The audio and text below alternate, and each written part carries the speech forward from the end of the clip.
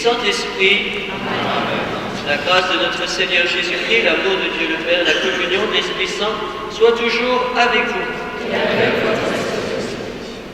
Nous sommes heureux en ce dimanche nous avons célébré la matinée des familles. Nous sommes heureux d'accueillir les familles, les enfants du catéchisme qui nous ont rejoints. Nous accueillons aussi toutes les familles qui prient pour leurs défunts. Pensons à la famille de M. Alexandre et d'autres pour lesquels nous prierons particulièrement tout à l'heure pendant la célébration eucharistique. Nous sommes tous bienvenus, c'est le Seigneur qui nous accueille. Il veut nous faire entendre une fois encore sa bonne nouvelle de vie, en espérance. Il veut, comme il le verra dans l'Évangile, nous guérir, nous transformer par son amour.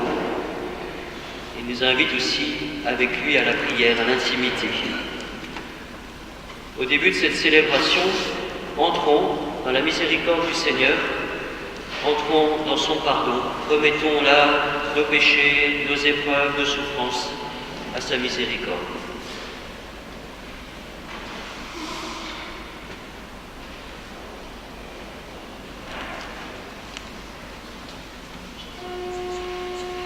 Seigneur Jésus, envoyé par le Père pour guérir et sauver les hommes, en pitié de nous. Seigneur, en pitié, Seigneur, en pitié, Seigneur, en pitié. Ô Christ venu dans le monde, appelez tous les pécheurs, en pitié de nous.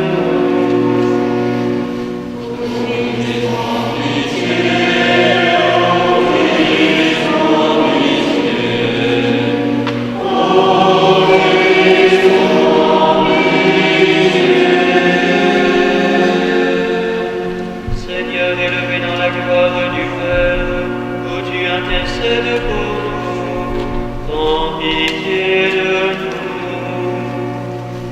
Seigneur, en pitié, Seigneur, en pitié, Seigneur, en pitié.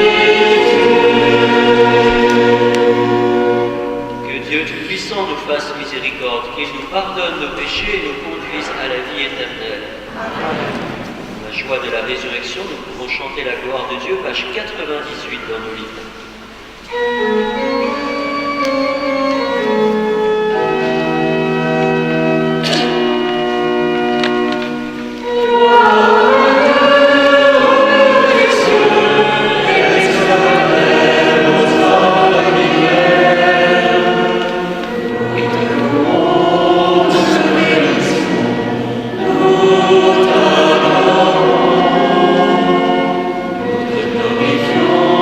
Nous te rendons grâce.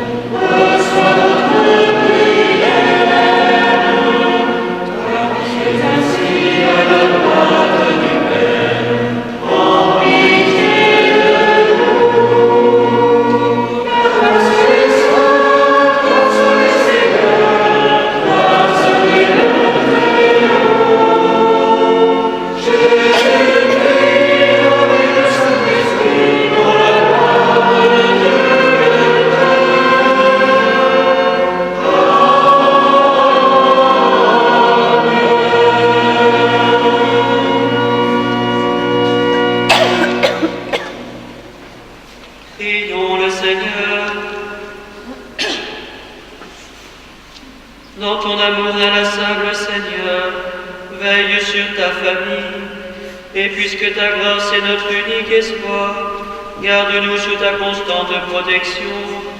Par Jésus-Christ, ton Fils, notre Seigneur et notre Dieu, qui règne avec toi et le Saint-Esprit, maintenant et pour les siècles des siècles.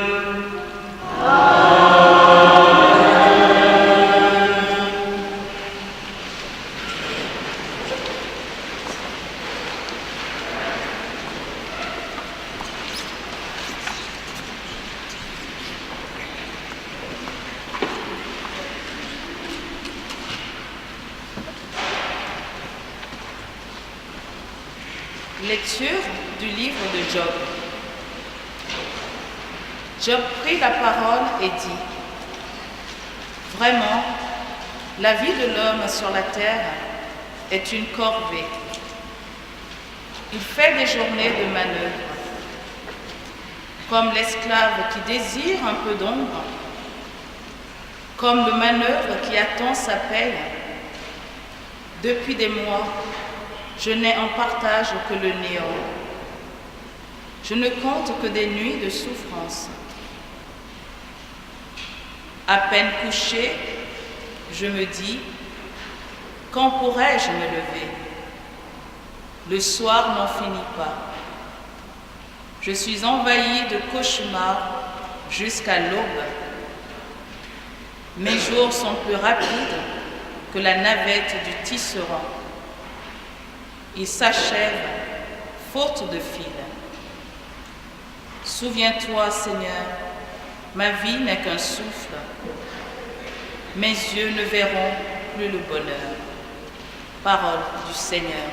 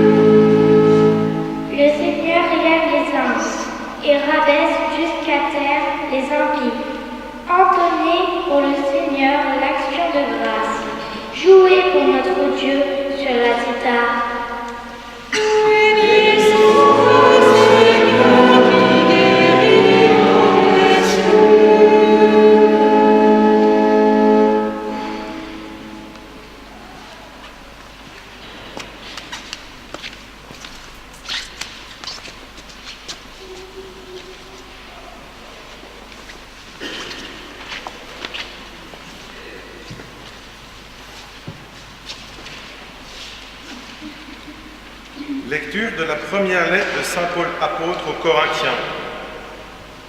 Frères, annoncer l'Évangile, ce n'est là pour moi un motif de fierté.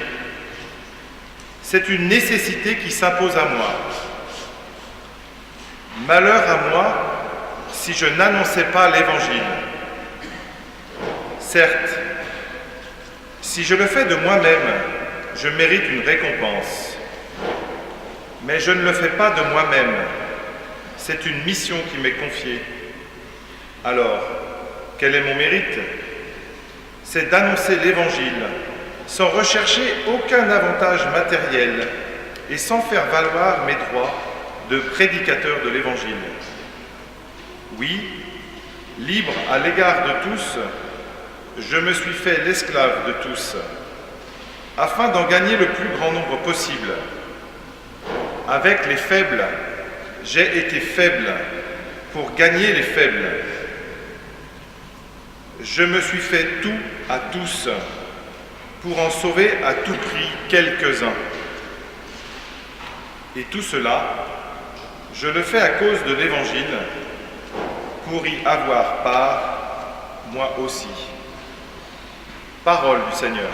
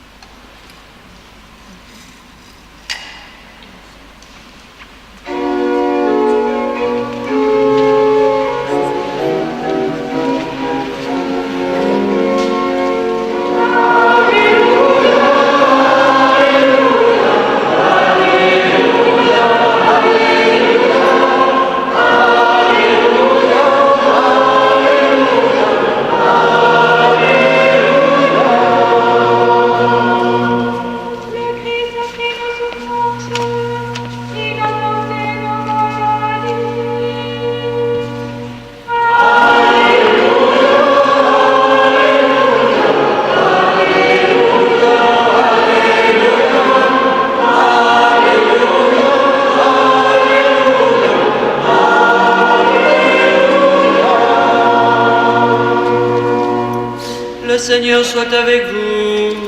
Et avec votre esprit. Évangile de Jésus-Christ selon sa mort.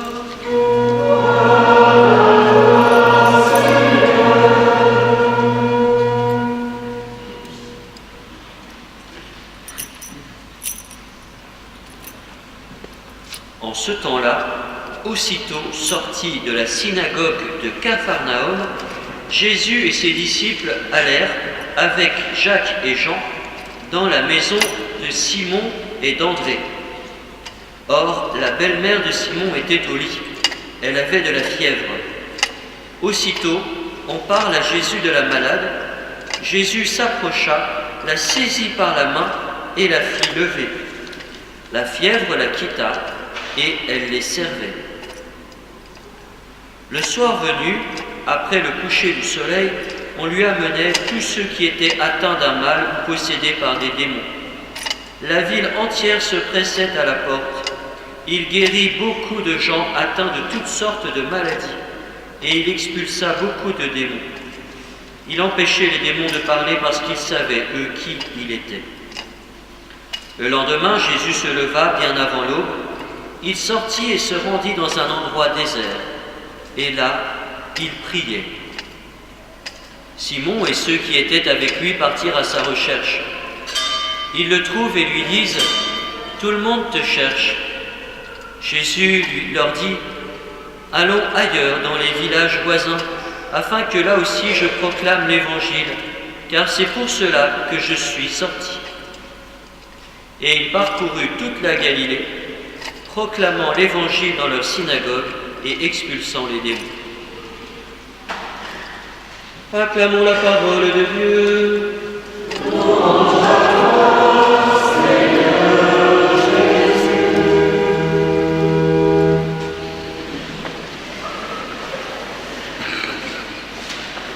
Alors, chers amis, cette messe spéciale des familles, on n'a pas forcément fait d'activité cette fois-ci pendant la messe, le panneau, des choses pour que les enfants participent plus.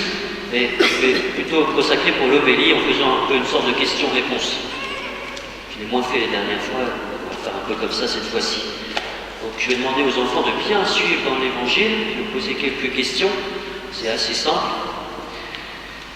Donc juste faire une petite introduction à ce qu'on a entendu. Vous avez peut-être repéré, il y a 4 scènes aujourd'hui de la vie de Jésus. C'est un peu comme son emploi du temps. C'est un peu une journée type de ce que fait Jésus dans son ministère.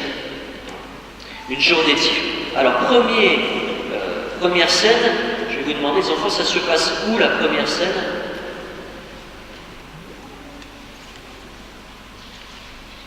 Gabriel n'a pas de feuille. Où est-ce que ça se passe la première scène?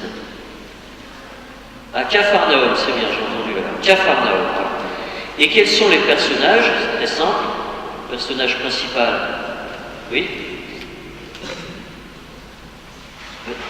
Il y a Jacques et Jean, et puis Jésus, bien sûr. Et puis encore aussi, oui, Simon. Voilà. Et donc, et puis encore un autre personnage, André, et encore un dernier, qui est malade, la belle-mère de Pierre. Voilà. Ils sont là. Donc, la situation, c'est que la belle-mère de Pierre, qu'est-ce qui lui arrive? Elle est malade, elle a la fièvre, elle est couchée dans son lit. Et qu'est-ce que fait Jésus? Première scène, oui. Il la guérit. Il la guérit, mais d'abord, les verbes sont importants. Moi, je vais le dire pour qu'on aille plus vite. Il s'approche d'elle, il la prend par la main et la fait se lever. Donc, il va la guérir. Et qu'est-ce qu'elle va faire maintenant, cette femme qui est guérie? Oui. Elle va servir, elle va pouvoir reprendre son activité et se mettre au service des autres. D'accord? Première situation. Deuxième moment, ça se passe quand?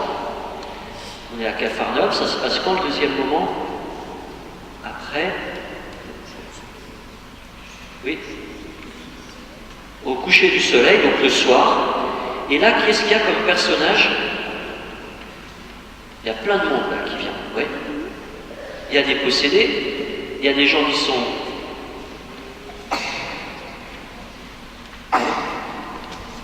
malades, voilà.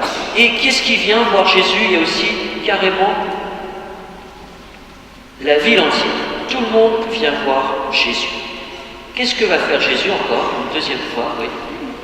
Il va guérir toutes sortes de maladies. Et aussi, il y a des gens qui sont possédés, il va les libérer. Il va les libérer. Deuxième scène. Troisième scène, qu'est-ce qui se passe encore? Un autre moment de la journée, c'est quand? C'est facile, hein, c'est tout marqué. Oui. Dans le désert, ça c'est le lieu, et ça se passe à quel moment de la journée? Oui. Dans la nuit, oui, donc c'est un peu déjà le lendemain, avant l'aube, voilà, c'est ça. Donc il y a Jésus avant l'aube, dans un endroit désert, et qu'est-ce que fait Jésus cette fois-ci? Est-ce qu'il guérit des malades? Non. Il prie. Très bien. Alors, ça c'est pas dans le texte, mais maintenant je vous pose une autre question. Il prie qui? Oui. Il prie qui? Il prie Dieu. C'est qui Dieu pour lui? Oui. Anaïs? C'est son Père. C'est ça. Il prie Dieu son Père. Pourquoi il prie Dieu son Père? Pourquoi il parle avec Dieu son Père? Ça c'est pas marqué dans la loi. Pourquoi il prie Dieu son Père? Ah, il y en a qui savent. Non. Il prie Dieu son Père pour savoir quelle est sa volonté. Père, qu'est-ce que tu attends de moi? Quelle est la mission que tu veux que je réalise? Il se met à l'écoute de son Père et dialogue avec lui. Il fera aussi ça quand il va choisir les 12 apôtres. Et puis aussi, est-ce que vous vous souvenez, c'était la première messe des familles qu'on a célébrée cette année, ou la deuxième, je crois la première. Vous vous souvenez, on avait...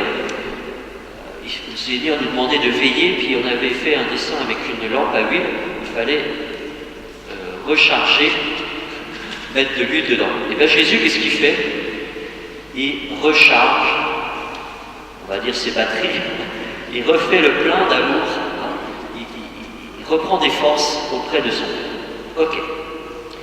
Quatrième scène. Quels sont les personnages de la quatrième scène? On retrouve encore Jésus, et puis il y a qui? Oui. Simon, et puis encore, c'est... Ça doit être marqué. Simon, il est tout seul? Oui. Il y a Jean, il y a en fait tous les compagnons, hein, c'est marqué, tous ses compagnons. Et qu'est-ce qu'ils font? Oui. Ils cherchent Jésus, parce que Jésus, il était parti dans un endroit désert en train de prier. Mais où est-ce qu'il est passé, Jésus? Où est-ce que tu es? Jésus, il est disparu. Donc ils vont le chercher. Et puis ils disent, tout le monde te cherche. On a besoin de toi, Jésus, reviens. Et qu'est-ce qu'il va faire, Jésus, alors? C'est la dernière chose qu'il fait. Oui. Ah, j'entends pas, je suis trop loin.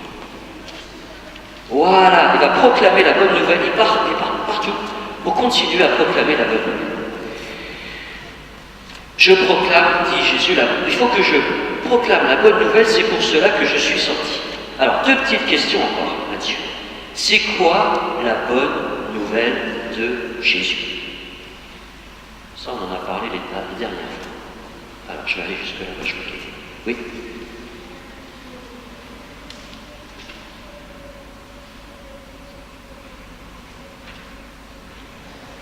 Très bien, ça c'était l'évangile des dernières fois. Le règne de Dieu est tout proche. Et qu'est-ce qui nous apporte le règne de Dieu? Qu'est-ce qui nous apporte Jésus? La vertu de la phrase. Bon, je vais le dire, je pense que vous savez. Il vient nous apporter l'amour de Dieu, justement. Il vient nous apporter le salut. Il vient nous apporter la libération. On le voit, le règne de Dieu. Jésus guérit, Jésus sauve, Jésus libère. Jésus apporte l'amour de Dieu. Il le réalise maintenant. Il vient apporter la bonne nouvelle, c'est ça, c'est qu'on est aimé de Dieu et qu'il prend soin de nous. Et que la mort, le mal, la souffrance, elle n'a pas le dernier mot. C'est Jésus qui est plus fort, qui est vainqueur. Et après Jésus, il dit, à la fin de la phrase, ça c'est un peu plus difficile, il dit, c'est pour ça que je suis sorti. Jésus est sorti d'où? Oui. Alors, on peut dire qu'il est sorti de la ville, ça c'est dans le texte. Il est sorti d'où aussi peut-être? Tout au début, on a dit qu'il était à quel endroit? Oui. C'est ça, dans la synagogue de Capharnaüm. Donc peut-être il est sorti de la synagogue, peut-être il est sorti de la ville, on ne sait pas trop bien.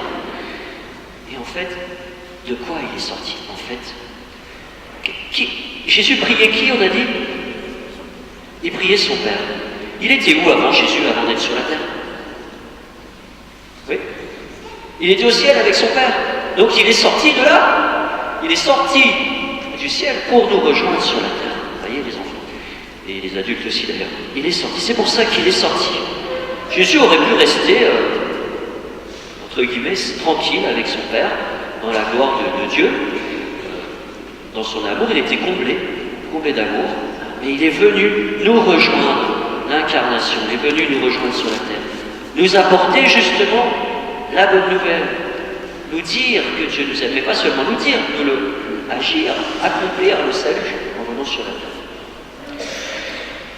Alors, ça c'est Jésus il y a 2000 ans. Jésus aujourd'hui encore, il continue à faire ça, à travers les sacrements notamment, il continue à guérir, nous donner la paix, nous donner le salut, nous donner la vie éternelle, nous pardonner, nous libérer du mal, nous guérir, nous transformer. Il continue aujourd'hui. Et maintenant, dernière question. Qu'est-ce qu'il attend de nous, Jésus?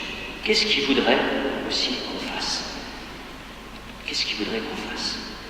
Eh bien, Jésus, il voudrait qu'on fasse comme lui. Qu'est-ce qu'il nous demande, Jésus? Comme lui. Et Saint Paul, il nous le rappelle. Et ça veut dire quoi, faire comme lui? Première chose, il nous invite à prier. Jésus a prié. On peut se dire, c'est Jésus, il est tout puissant, il n'a pas besoin, il sait ce qu'il doit faire. Jésus a pris le temps de prier à l'écart, de se reposer au désert. Jésus nous invite à l'adoration. Et une chapelle juste derrière nous invite à nous ressourcer auprès de lui, retrouver des forces. On a besoin, on n'est pas capable tout seul. On a besoin de retrouver. Et puis de se mettre à son écoute. Qu'est-ce que tu veux me dire, Jésus? Vous vous souvenez, la dernière messe des familles, on avait dit, on a une bouche, on a deux oreilles, on doit écouter. Parle, Seigneur, ton serviteur écoute. Il faut se mettre à son écoute. Sinon, on ne saura pas ce qu'il attend de nous. Donc, écoutez, comme Jésus, priez. Et quand on va écouter, on va voir, comme Jésus, qu'il y a autour de nous des situations de misère, des gens qui souffrent, des gens qui sont dans la peine, des gens qui sont malades, des gens qui ont des épreuves. Jésus a prié et a vu toutes ces misères. Et il s'est arrêté, il a été bouleversé, et il va agir. C'est pour ça que c'est important de voir comment est guérie la belle-mère de Pierre. Il s'approche, il la touche, il la prend par la main, il la relève. Vous voyez la délicatesse de Jésus. Il vient au contact des gens, il sort il sort et il va au contact des gens. Donc nous aussi, en écoutant Jésus, en priant, en écoutant Dieu, eh bien, on va être attentif à ce qui se passe. On va être touché, ça s'appelle la compassion, ça. On est touché par la souffrance. Et on va essayer de faire un petit effort. Alors, vous n'allez pas peut-être faire comme Jésus, guérir, vous n'allez pas, voilà. Mais vous allez peut-être faire un sourire, dire une parole de consolation. Ah, tu souffres, eh bien, je vais passer un petit moment avec toi pour te soulager. Je vais venir te visiter si tu es malade. Je vais prendre soin de toi. Si il y a un enfant de l'école avec vous qui est malade, ben, je vais peut-être lui rapporter les cours, la leçon que j'ai suivie. Ouais, il faut un petit effort. Ou bien il y a quelqu'un qui est plus triste, ben, je vais lui faire un sourire, je vais lui dire une parole sympathique, prendre souci. Ah, qu'est-ce qui se passe? Tu vas pas bien? Pourquoi? Est-ce que je peux faire quelque chose pour t'aider? Ouais. On a le souci. Ça va aider, ça va relever la personne. Et puis, troisième chose, eh bien, pour consoler, qu'est-ce que fait Jésus? Il sort. Alors ça, je m'adresse aussi aux adultes. Le pape François nous a beaucoup parlé de l'Église en sortie. On ne reste pas bien au chaud entre nous, entre soi. Tout le monde va bien, on est bien, on se coucoune les uns les autres. Qu'est-ce que fait Jésus? Il n'est pas resté dans la chaleur de l'amour de son Père, il est sorti. Il y en a qui font ça déjà sur le marché, je vois qu'ils rient, mais parce qu'ils le font. Ils sortent sur le marché, il fait froid en ce moment, et ils vont chanter, parler de la joie de connaître Jésus. Et puis il y a plein de moyens de témoigner. Jésus est sorti pour témoigner. Les chrétiens, nous sommes invités à témoigner. Il ne faut pas garder cette bonne nouvelle pour nous-mêmes. Et justement, ça va aider les gens à être consolés. On va leur dire, mais voyez, peut-être vous êtes perdus, vous ne savez pas, vous cherchez, mais vous êtes découragés. Eh bien, Jésus vous apporte une bonne nouvelle. Cette bonne nouvelle de son amour, de son salut. Saint Paul, dans la lecture, disait, c'est obligatoire, je ne peux pas me taire. C'est une nécessité vitale. Il faut que j'annonce aux autres, ils sont en danger de mort. Si je ne le fais pas, personne ne va le faire à ma place. Et les gens vont mourir de désespérance et de mort. D'accord, les enfants? Voilà. Donc ça s'appelle l'évangélisation, ça. Évangélisation, la bonne nouvelle. C'est évangile, c'est le même mot, la bonne nouvelle. Donc l'évangélisation, c'est partager la bonne nouvelle. Pas vouloir convertir tout le monde, mais partager, transmettre, dire voilà, ça habite mon cœur, je vous le communique. Et je pense que ça pourrait vous faire du bien, peut-être, si vous êtes d'accord pour l'accueillir. Voilà. D'accord, vous avez compris les enfants? Alors, je fais un petit clin d'œil, il y en a qui se reconnaîtront. La prière, l'adoration, qui nous aide à mettre dans le cœur de Jésus, à être attentif aux autres, la compassion. Et en étant touché, en voyant la misère, j'ai envie d'annoncer, d'évangéliser, d'annoncer la bonne nouvelle aux autres. Partager. Alors merci Seigneur d'être venu sur la terre pour nous rejoindre. Merci pour ton œuvre de salut. Nous voulons être à ta suite, nous mettre à l'écoute du Père, à ta suite nous ouvrir à la misère du monde et à ta suite proclamer ta bonne nouvelle qui change la vie. Amen.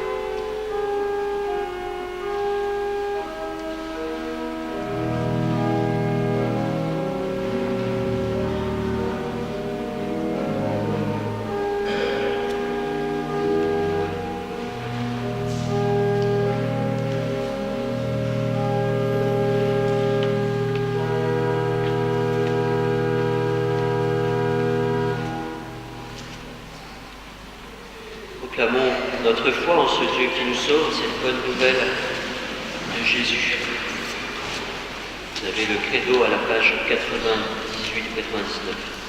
Je crois en Dieu, le Père Tout-Puissant, Créateur du ciel et de la terre, et en Jésus-Christ, son Fils unique, notre Seigneur, qui a été conçu du Saint-Esprit, est né de la Vierge Marie, a souffert sous Ponce Pilate, a été crucifié, est mort et a été enseveli, est descendu aux enfers, le troisième jour est ressuscité des morts, est monté aux cieux, est assis à la droite de Dieu, le Père Tout-Puissant, d'où il viendra juger les vivants et les morts. Je crois en l'Esprit Saint, à la Sainte Église catholique, à la communion des saints, à la rémission des péchés, à la résurrection de la chair, à la vie éternelle. Amen. Dans la confiance, faisons monter vers le Seigneur nos intentions de prière, sûr qu'il est touché par notre misère et veut répondre à notre appel.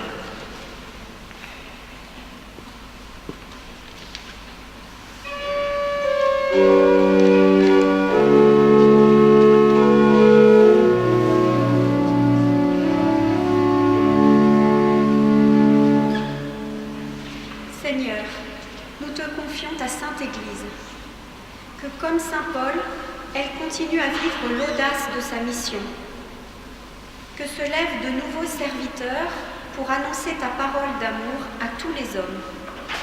Seigneur, Roi de l'univers, nous t'en prions.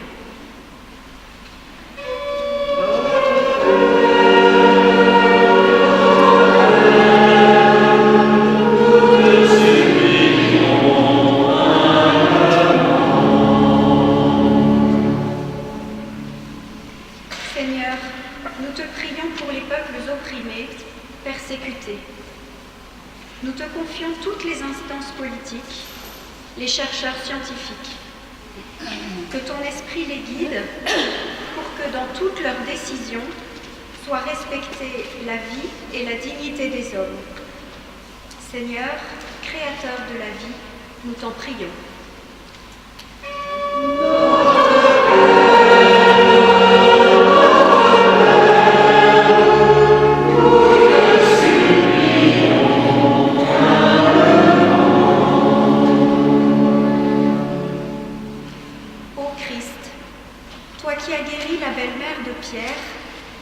Prends par la main tous ceux qui souffrent, aide-les à se relever.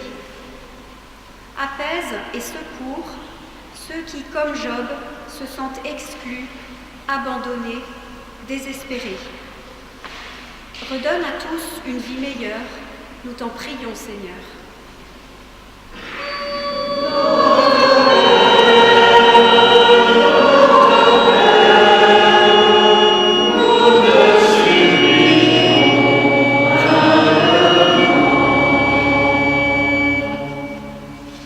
Seigneur, nous te confions notre communauté. Aide-nous à aller vers nos frères malades, vers ceux qui se sentent rejetés. Que nous soyons pour eux écoute, accueil, source de joie et d'espérance. Seigneur, nous t'en prions.